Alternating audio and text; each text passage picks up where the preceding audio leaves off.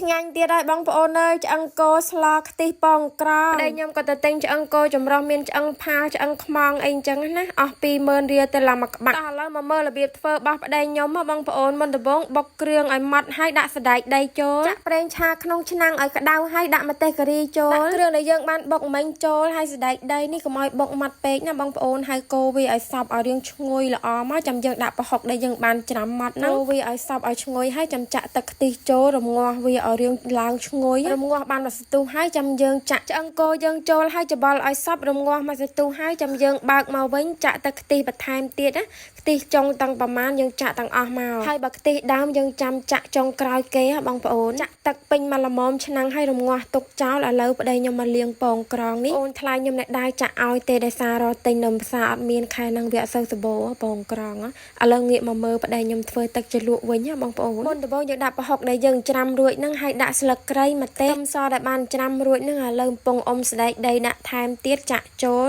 ដាក់ស្ករត្នោតចូលបើអត់មានស្ករត្នោតទេដាក់ស្ករសក៏បានដែរចាក់ទឹកដោះគោស្រស់ចូលដាក់ប៊ីចេងទឹកត្រី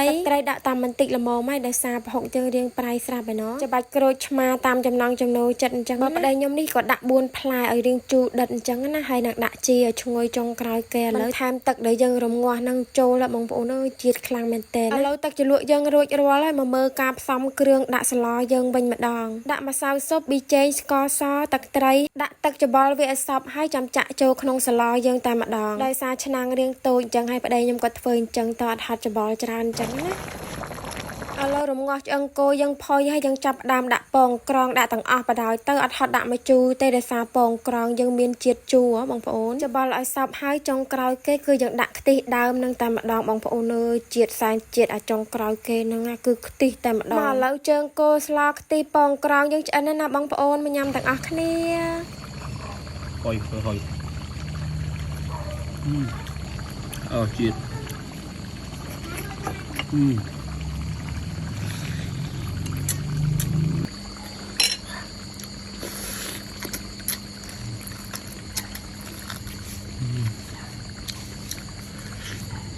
ឆ្ងាញ់ខ្លាំងមែនតើបងប្អូនអើយមុខម្ហូបមួយមុខនេះបងប្អូនសាកធ្វើឲ្យមនុស្សជាទីស្រឡាញ់ញ៉ាំម្ដងមើលញ៉ាំឆ្ងាញ់ហើយបើកម្លាំងទៀតបងប្អូនអើយមានខួរឆ្អឹងមានអីអញ្ចឹងណាជាតិ collagen ចាបងប្អូនចង់បានលបែងក្មេង500 1000និងនំច្រើនប្រភេទកុំភ្លេចតូបចែកខូចផ្សារស្រុកភ្នំក្រវាញចាអរគុណជម្រាបលាជួបគ្នាវីដេអូក្រោយ